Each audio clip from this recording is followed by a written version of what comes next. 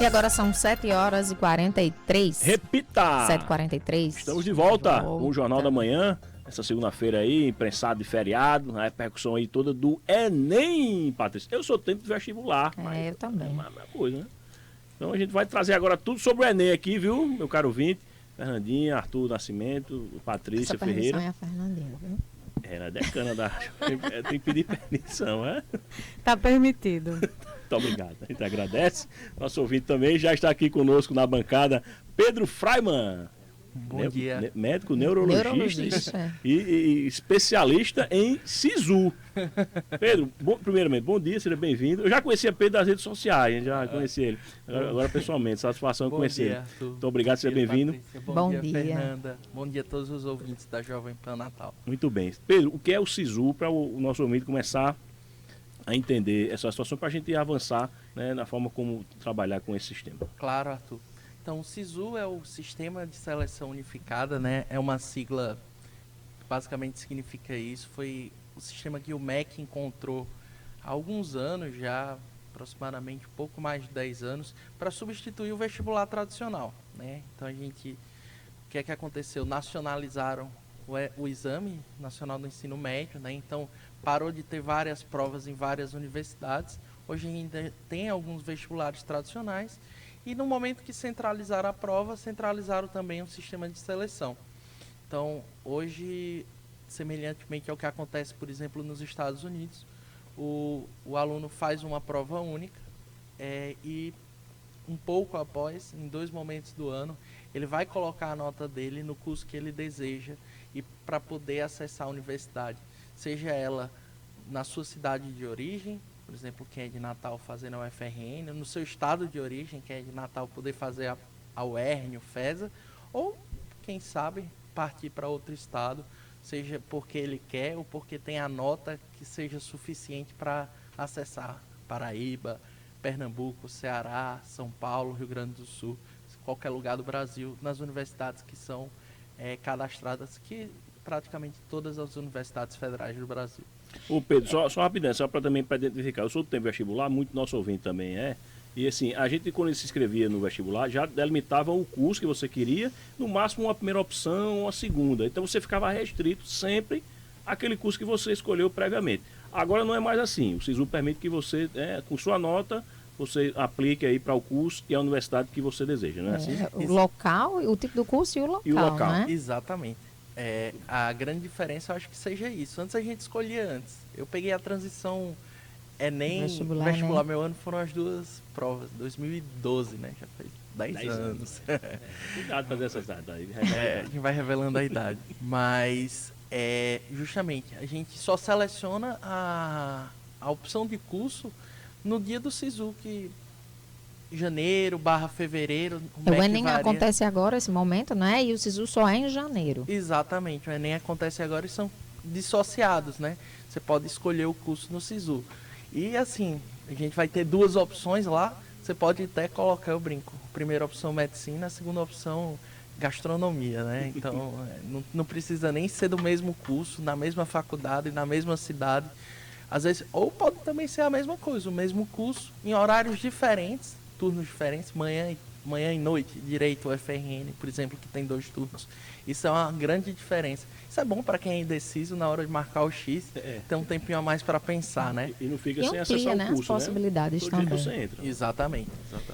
E aí, qual a importância, então, a gente teve agora a primeira prova do Enem, né? Vamos ter a segunda no próximo final de semana. Qual é a importância desse resultado? Você tem que se sair bem no Enem para poder utilizar essas notas para fazer a sua inscrição posteriormente no SISU. Exatamente, Patrícia.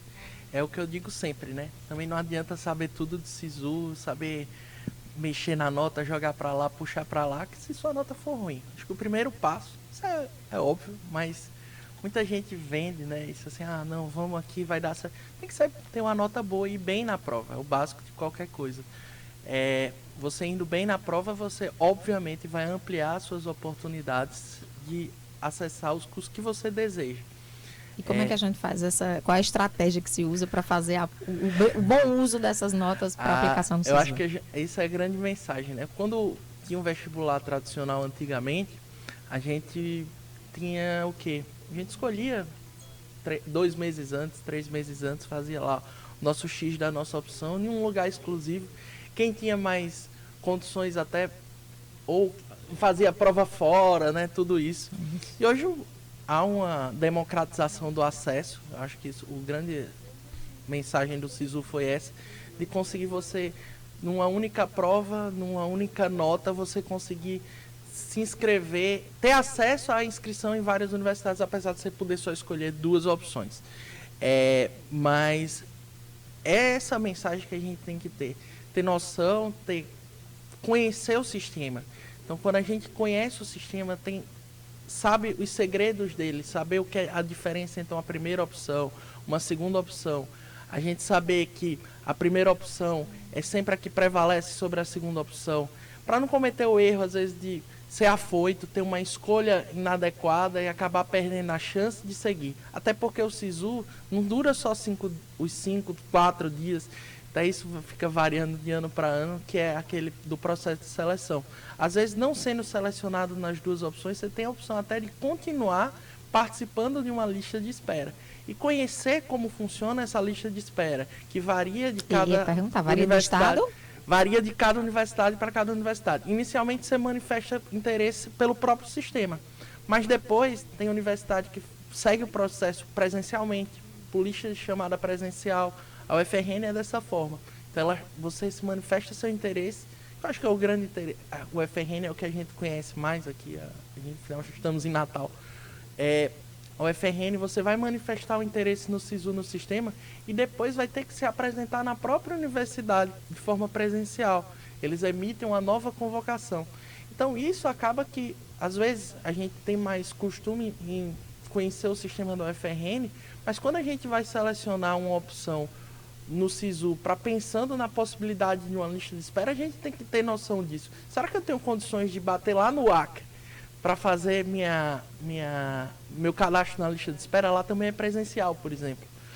E muita gente não sabe isso. Vê só lá, anota aqui, vai variar um pouquinho aqui, eu vou ser chamado aqui, sempre roda tantas pessoas. Isso é um tempo que acabou chegando. A gente não era acostumado no vestibular a chamar tanta gente logo depois. Porque quem fazia era quem era ali da região.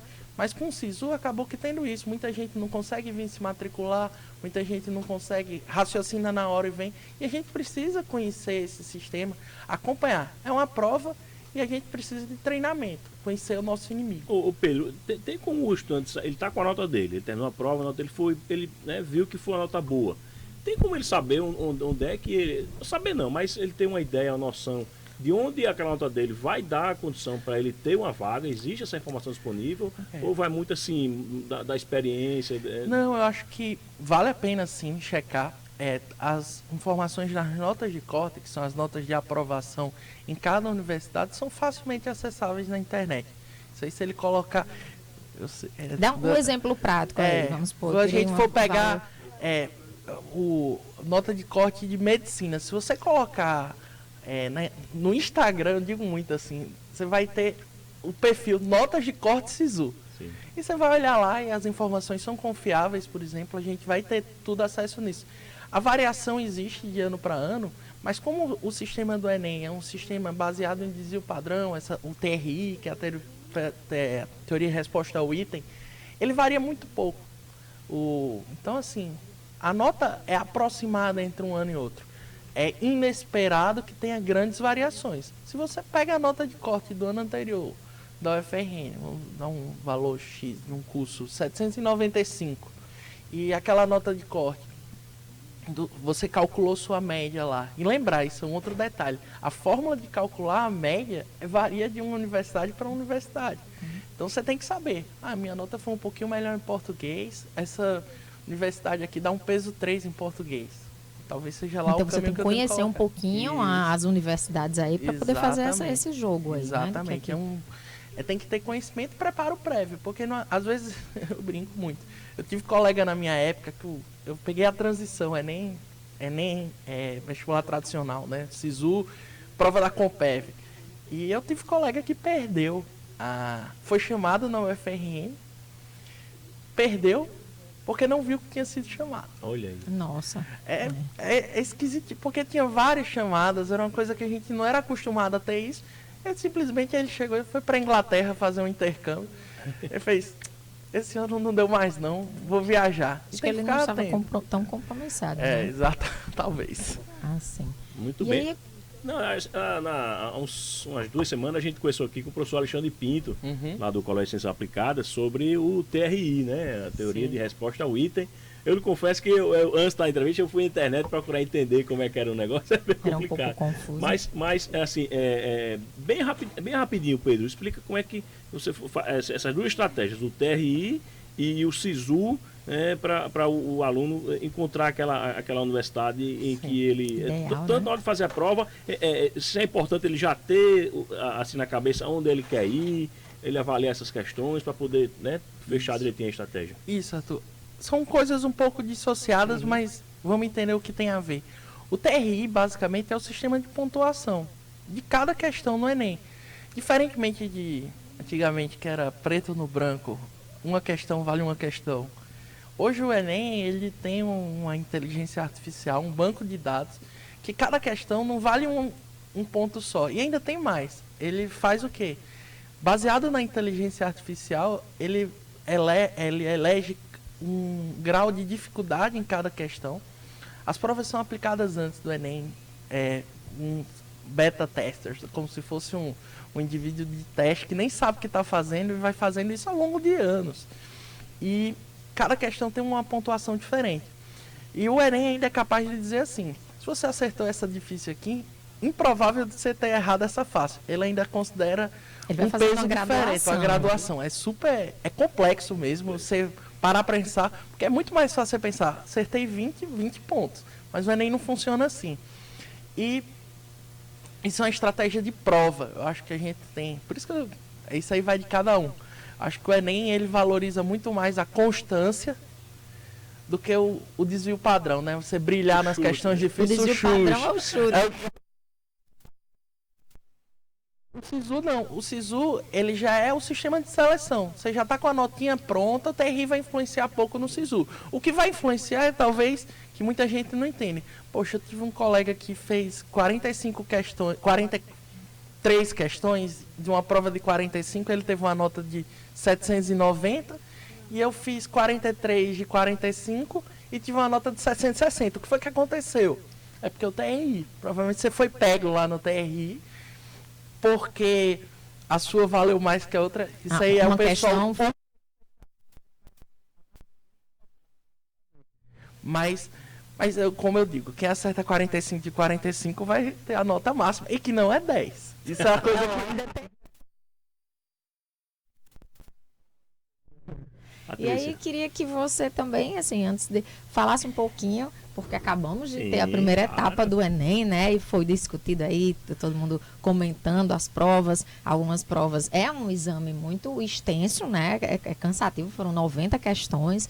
E também teve um tema bem interessante da redação. Eu queria que você comentasse aí o que você achou dessa primeira etapa. Que eu tenho um conflito de interesse. Meu irmão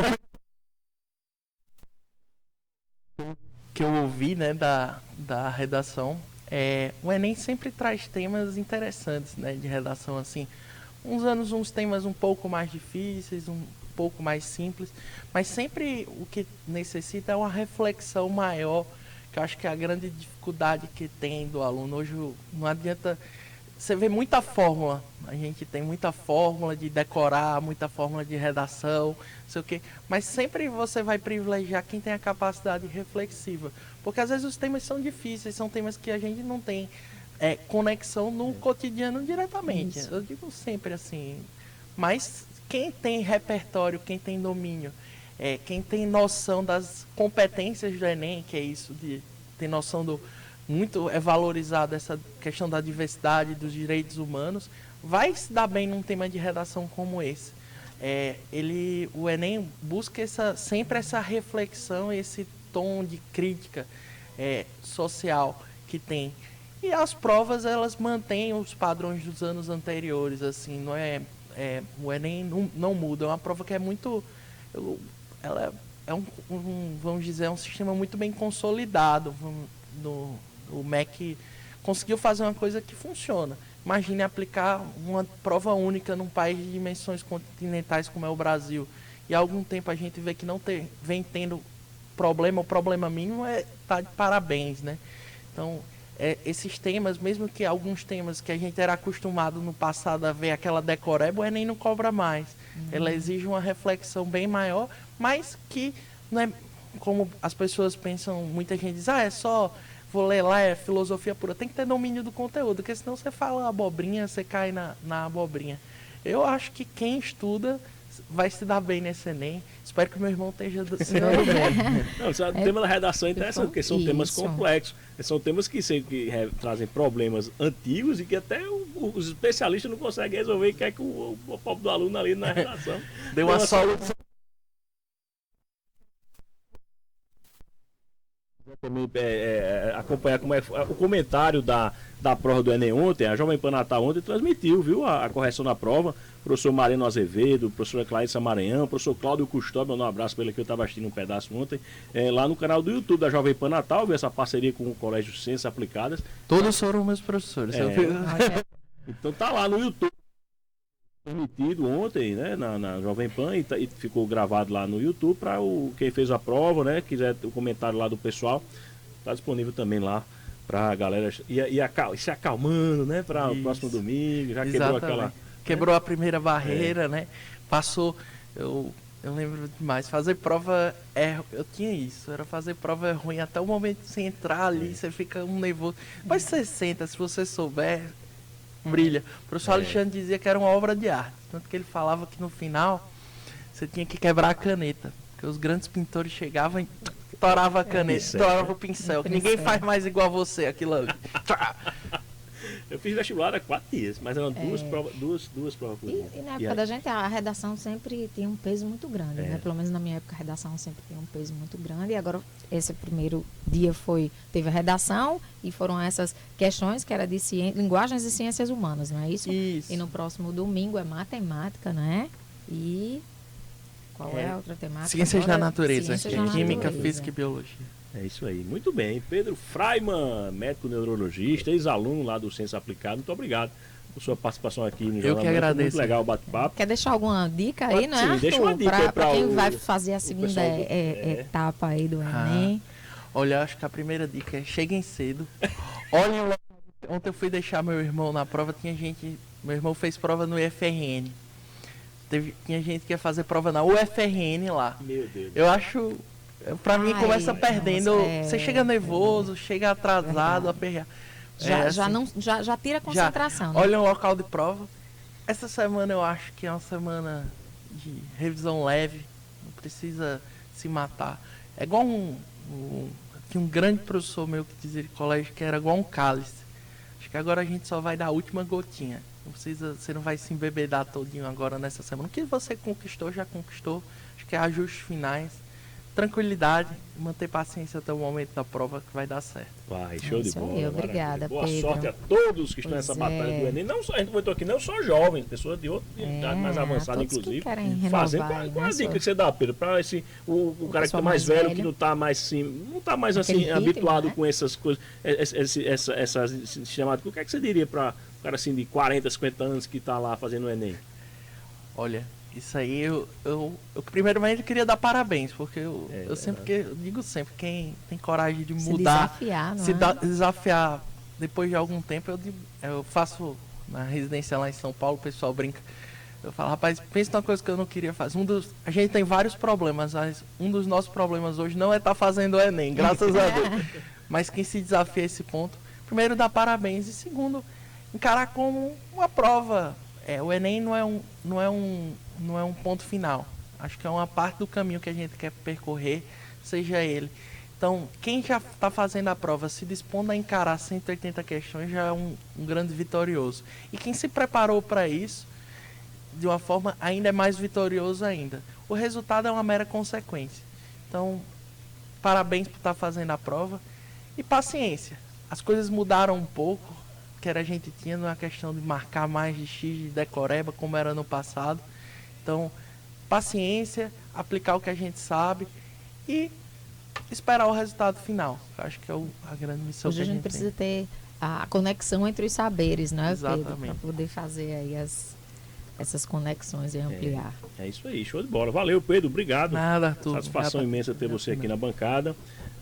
Parabenizar toda a turma do Colégio Ciências Aplicadas pelo acompanhamento, pela atenção que dá ao aluno em todos os momentos aí decisivos nessa fase da vida, né? O estudante, né?